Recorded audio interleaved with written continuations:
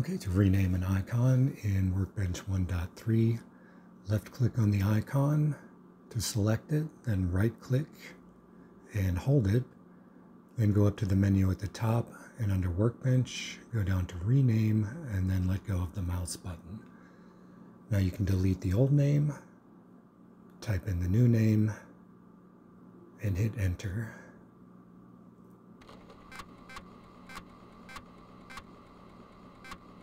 That's all there is to it. Thanks for watching.